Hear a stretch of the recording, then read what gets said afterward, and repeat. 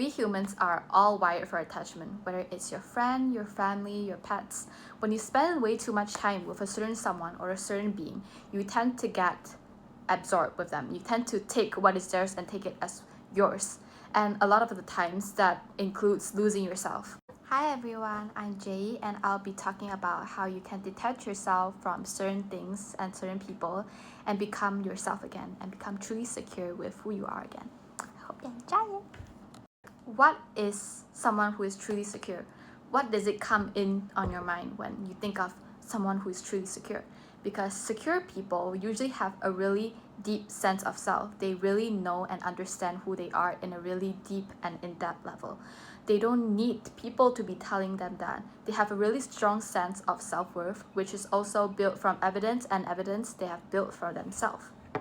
And this also includes being comfortable with your own. This includes being completely and inadequately okay with being yourself. That you don't feel the need to constantly be surrounded by social circles or certain people or a big group of friends. You're comfortable with being yourself because you know that it's okay. There's no need to feel that people are judging you because you're fine with yourself. You love yourself and you like spending time with yourself.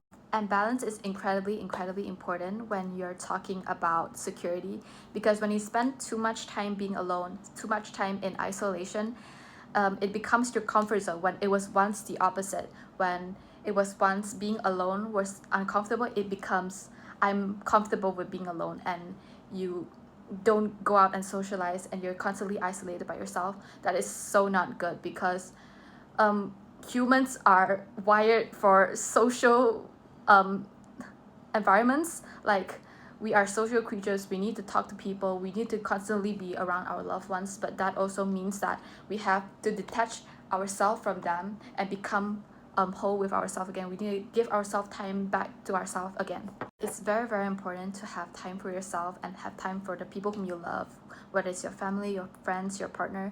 It's very important to have time for them, but also detach from what they are, from who they are, but to just appreciate who they are and come back to yourself at the end of the day.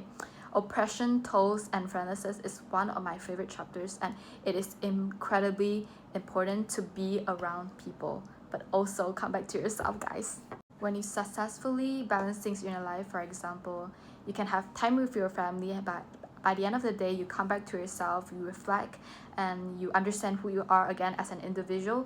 You will notice a ginormous shift. Like, you can enjoy the connection you have with this person without being attached to them, but by the end of the day, you be alone again. Whether it's in social surroundings, you become uncomfortable with that. Whether it's going out alone and eat, going to the library, doing the things you love alone, it gives you a lot of time to reflect and be yourself again. It allows you to not be dependent with anybody and just be comfortable with your body and your mind. And self-acceptance and self-love is such a ginormous factor in the key to security, because what's there not to love about yourself? You have a perfectly healthy body, perfectly healthy face, you look beautiful, and what's there not to love about yourself? Even if there's something that you're insecure about, you just need to work on it. You need to reflect on it, because we are not our thoughts, we are not our mind, and we are not what other people view us. We are not even what we view ourselves as. So it's very important to just take that thought in your mind and throw it away, no matter how hard it is, because by the end of the day, it's just going to bring us uncertainty, unhappiness in our life. And if you know that thought and that certain thing is disrupting us, just throw it away. I know it's difficult and it's just easy to say, but when you just actively try to work on yourself, I really like doing this thing called self-awareness, action, then change. Because when you're aware of certain things, when you're aware of the certain core problem that you have, you can definitely change it, and you can definitely better yourself and become a way better version of yourself. And self-love can start with anywhere. You can start by understanding who you are. If you are ever in a conversation with anybody, you will realize that you really like talking about ourselves. We all really like talking about ourselves. You can start writing about who you are, what you do, what do you like about yourself the most, and what you dislike about yourself the most. What can you change, and what do you want to keep as our image or as our person? Because by the end of the day, we all don't know who we truly are because there's already an outside dream created for us. We were born in this dream.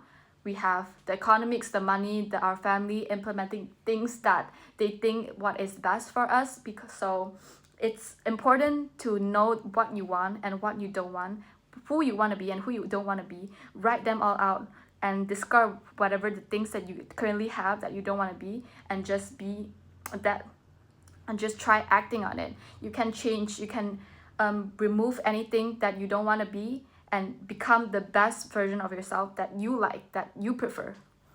We are constantly evolving, constantly growing. So even if you don't like the current version of yourself, you can definitely change it. It doesn't matter how other people perceive you because they were never really in the image to begin with. This is your life and you can change it no matter how many times you like. Even if you fail, even if you the thoughts of other people come into your mind and you fail again, you can restart again and again. Like, this is your life. Don't let other people control what you want to do and what you want to be. And when this thought, when other people's opinions come in a way, it's really, really difficult to achieve the things that you want, that would make you happy instead of what it would make other people happy. So detachment in this certain stance is also very important, to not get carried away by the opinion of other people. Just cut it off. Who cares? Generally, just who gives a shit? And you can also just journal everything down. I love journaling, and people around me, everyone knows that I love journaling, and it's just has helped me with a lot of things, and it has organized my thoughts a lot. And it's just so important to just put your thoughts down and find a concluded solution to it, because when you let your thoughts run wild without a solution, you're just gonna get yourself mad and get yourself crazy. For example, this.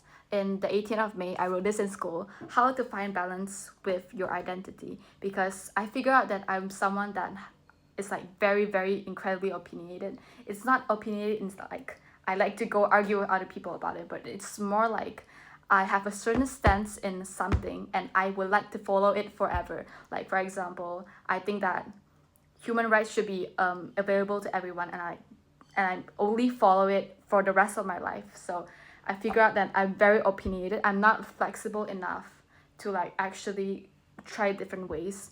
And yeah, I would like that to have to go. And like my personality currently, I'm incredibly annoying. This needs to go, because it does not align with who I want to be. And you can just write every single thing down, note down who you want to be and what you don't want to be, and just practice it.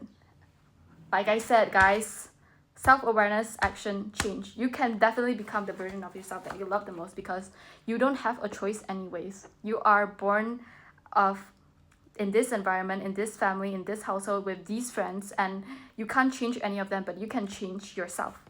Lastly, it's also very important to be uncertain about certain things in your life, not in yourself, but in things that you don't need to know of.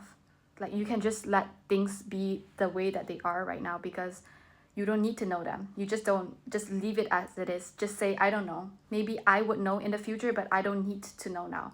And it's incredibly important to just let your thoughts rest at how things currently are instead of trying to fix it. And that's it for now. I actually have to leave, so I have to stop making this video, and I'll stop it at here.